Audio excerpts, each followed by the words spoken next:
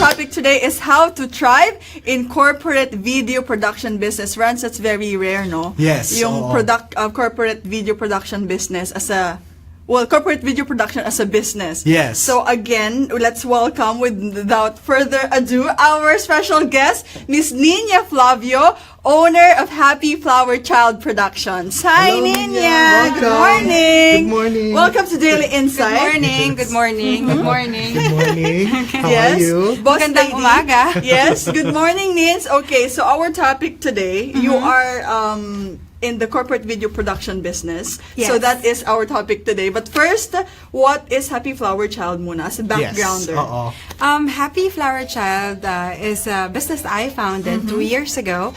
We offer two services mainly. It's about event management and then video production.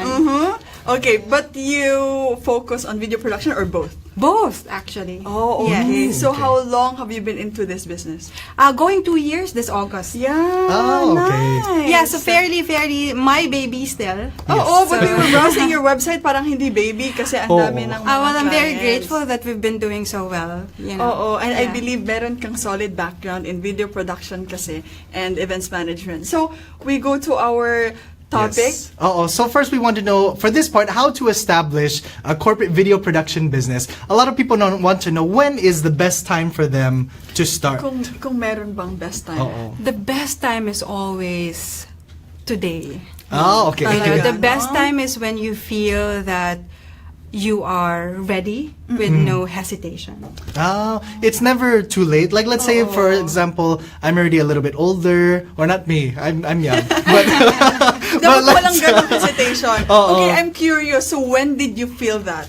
I think because after I graduated advertising in college, I've always been associated in the advertising world and in marketing. So I'm would probably safe to say that I am well versed in the industry, and I've headed a lot of campaigns, whether it's above the line or below the line. So after a few years of doing all of those with different brands and different strategies, I felt that I was mentally ready, emotionally ready, and I guess financially ready to actually start my own.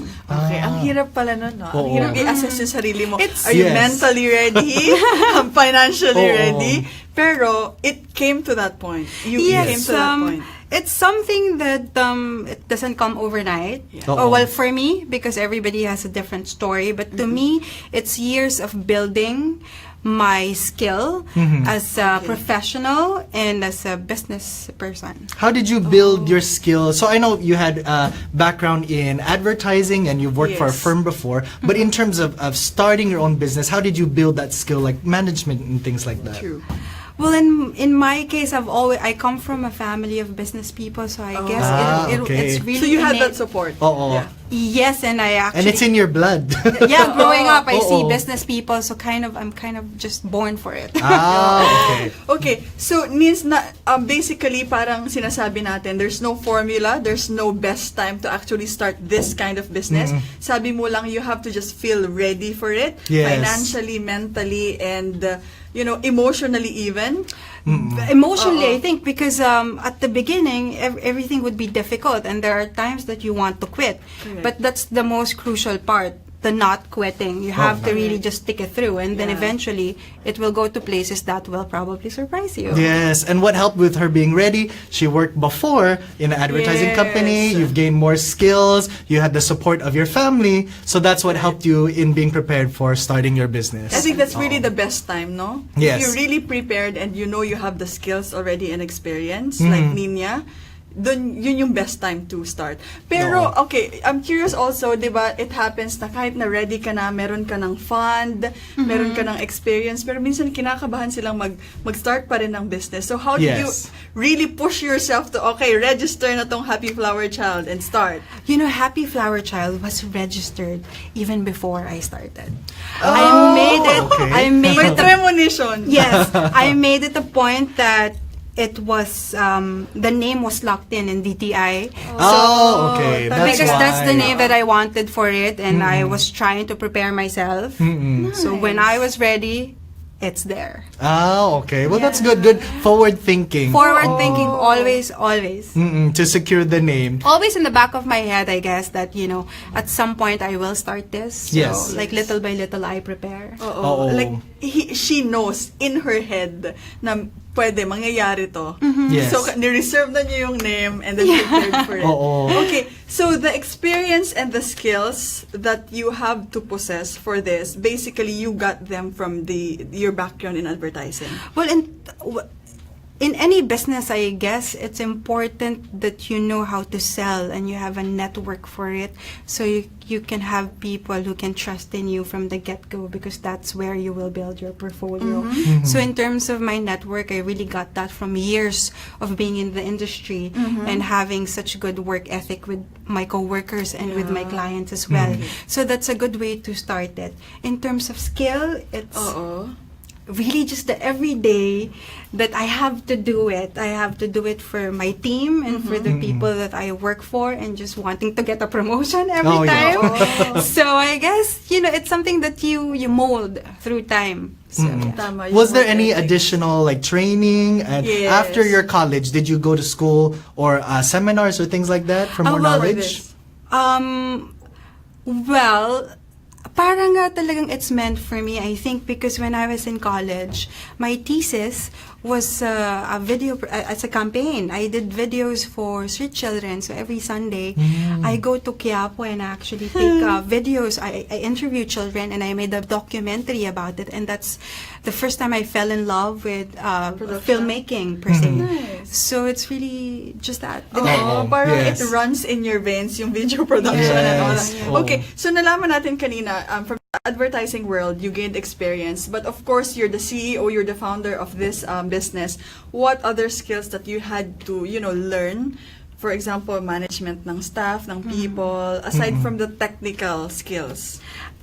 First, I'd like to just call myself the chief cheerleader. That would be CEO, cheerleader na lang. that would yan yung tawag sa akin ng Cosmo magazine. Okay. Chief cheerleader. Okay. Yes, I think mainly in terms of being the leader, more than talent in itself, it's nag-transition na kasi ko into managing people rather than doing the actual output in itself, because I have na a team to do that for me. So it's very important as a film producer and an event director that I am able to combine the right kind of people, the right kind of talent in one project. So a concept can be implemented very well. So it's really just making sure everything is in place and people are well fed, well managed, people are happy, everybody is able to actually do what they're supposed to do. So that's where I'm at in this entire business. And we think that's why you're very successful in what you do, because you have those skills. Yes. And building the right team. So like what you said, you can't be the expert in everything. In order to build a successful business, you really need to find people who are specialized in a specific area, or else you're just going to get burned out, right? Handling everything. So building the right team. And she also has to let go. Hindi pwedeng siya lahat. Yes, She's already the owner. So hindi naman pwedeng siya yung magbi-video doon. So I think yung managing the people talaga and then maintaining a good relationship with your staff really helps. Exactly. Yes. Exactly. I agree. So let's say hi to some of our Yes, before comments. From Reynaldo de la Cruz Acup, magandang umaga. From our watcher from Stig Markson, watching from Culiat, Quezon City. All right, our neighbor. Yes, and Jolly Bermudez watching from Macau. So our international viewers. So all of you who are watching today, leave your comments, leave us your questions, and we'll read them live. So now we're gonna talk about what are some of our marketing strategies that you have to consider when you first started off. Like, how did you get your First ever account. Well, Marketing strategies. I don't want to say lucky, but I feel like I've earned it, because previously I'm like being professional. So it pays to really establish good relationship, working ethics, no, with people, whoever it is, because you really don't know when would you need them. Or hindi naman dahil sa ano, no, but diba, you will the next You need to build your network. Build your network. So going back to your question, I used to be a marketing manager for Yes. multinational company. When I left the job, they got me as their supplier.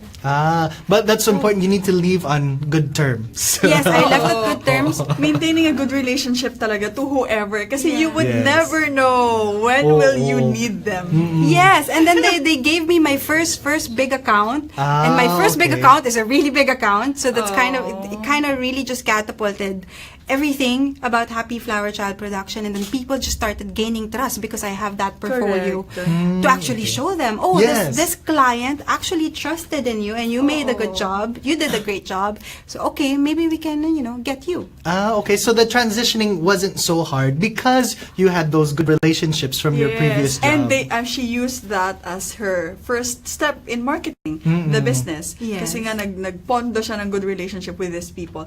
Okay, so parang we're telling our viewers na there's no formula, it's not rocket science. Magpakabait ka lang, mabuti kang tao talaga. Maging professional ka. Yeah, maging Yes. professional, Oo. leave a good reputation talaga. People will market for you. Okay, but aside from those connections, Nins, from those past employers na nagtiwala sa'yo and recommending you to other people, what else are you doing to, put yourself or Happy Flower Child out there? Yun nga yung sasabihin ko, Okay, sige, ito na. talagang I put myself out there in terms of branding, because I feel like, as a startup, basically HFC, as I call it, is me. HFC. It's my baby. So, kung anong nakikita nila sa akin is a representation of my business. So, I made it a point that when people Google me, I am there. They are seeing the right things. I am presenting myself well enough. So, that's first. The second one is, of course, again, over and over again, coming from the advertising world, I know how it is to market it through digital media. Of course, I have, you need to be searchable. Yes. When people are looking for that type of service, you have to make sure that they can find You're you. there, you're on the list. You're there. If you can't be in the top page, at least be in top 2. And the second page. Yes. And the second page, and then just make sure that people are aware of it, really. Kasi now, I think that there are bigger opportunities to be entrepreneurs now for us, which is such a great era to live in, no? Correct. Na kaya kasi there's Facebook, you can promote it. There's Instagram, you everyone can be promote it. entrepreneur You can na, make your no? own video and tell Right. you're this and that, and then Right. Oo. Okay, so ang sabi ni Ninya Ranz, she needed to put herself out there. Okay, when you say put yourself out there, you as Ninya Flavio or the Happy Flower Child? You as a person, the owner. Basically, I started with me and what I do as a professional, and then I segue into my business. Correct. Oo. Because you are representing your business. You are your Yeah. brand. I am my brand. So when they Yes. like the brand, eventually they would want to hear more about it. Yes. Totoo Okay. yun. Okay, ganun lang talaga, no? You, magandang reputation, again, image mo, tapos, yun na, it Yes. follows. And then you use digital Media. which Yes. is Facebook, website. Yes, of course, ang una kong ginawa is to have a portfolio. Okay. okay. My list of services, that's the AVP presentation, and then I had someone build my website, just making sure everything is aligned with the branding, with the color palette, and all that. I'm very specific with how my brand would look. So it's Okay. associated always with the correct accounts, the correct brands. And then, of course, Facebook has always been very helpful in spreading the news. Now, I know you were very fortunate or lucky, as you say, for Hardworking. hardworking, For yes. connecting with these Oo. bright people. To get Yes. your first account and then by word of mouth. But what about, are there any challenges that you have to go through in trying to get accounts and may projects? struggles ba? In I- putting up Happy Flower? I don't know if you call it challenges, but when I started, I started on my own. So, what I do is just to get little accounts on my first probably quarter of starting it. It's kind of really not a business yet at the time. It's a make-believe business. So what I do is I contact my friends who are also in business, who have small businesses, and I told them like, I'll make a video of your business. Nice, So you have an Oh, AVP. okay. What I do is, so I can profit from it. Of course, I invest on equipment, so I have my own. I go there, I am the videographer. Oh, ikaw mismo. Yeah, so my friends would be like, Nits, you're taking the video, you don't have like someone with you. No, I'm taking it. And then I also edit it. So I know how to really, I know the technical aspect of it. So I really started from really step one of doing the actual work in itself and really just mastering it. Yes. So those are, and then syempre yung first few quarters wala, nothing's coming in. Diba? So it's really just consistency, I think, in everything, no, that you do in your life. You stick by your decision and eventually things will fall into its place. If you're, I don't like to call it you're passionate enough, but really, if you are passionate enough and you really believe na yan talaga yung gusto mong path for yourself, then I think the universe will actually, unfold I itself. believe so. Okay, so yung mga first few accounts, you actually went to them, you contacted them, sabi mo gawan mo sila ng AVP, but the very first na talagang out from the marketing strategies that you did, what was the very first one? You know, my two big accounts last year, wag ka na nating i-mention, but came from Google. They searched me. Really? They searched me. I'm so wow. And those your biggest accounts? Yes, it's not even from people I know. Okay. And then So that's a marketing tip. So I called them and like, who did you get? Like, no, we searched it and then we're interested with we saw your website. We like your website. We wanted to know more about it. And then that's bidding pa. Oh. So parang I bid with sometimes, seven okay. big companies. So minsan sabi ko, oh my God, I'm bidding besides Against, these yes. big agencies. Yes. And then after, I win. So it just validates you na parang you don't have to be so big, you don't have that big of a capital to actually go head to head with these people. Oh, That would be a okay. different topic kung paano mag-bid properly. Yes. Ibang guest Madami. lang yun. Okay, Do you so, know what they searched on Google? What did they Yeah, type oo. exactly? Usually, is that your name or there are keywords events like management? events management, video production, madaming keyword strategy ang tawag doon. okay. It's an entirely different topic. I think it falls under SEO. Yeah.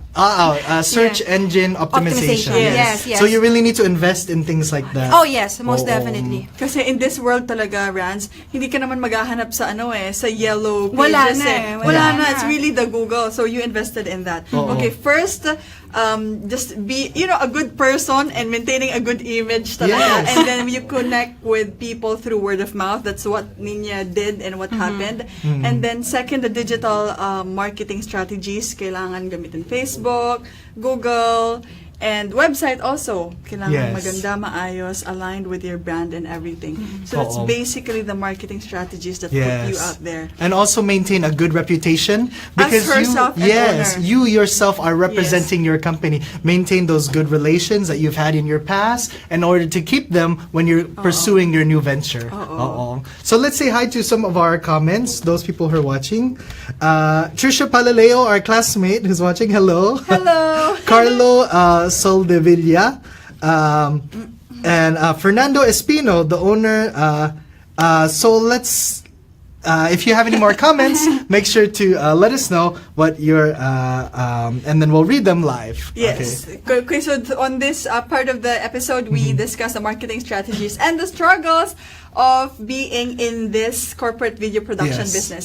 On the next part of our episode, our dear viewers, we will be discussing, of course, the future plans and the words of advice from Ninya to the aspiring entrepreneurs, especially in this industry or in this field. Okay, so stay tuned. So Ninya, what are the words that you can give to the aspiring as entrepreneurs, especially in this kind of business? Hindi rare to hindi siya yung kumbaga parang fashion, food. It's very rare. So what are your words of advice?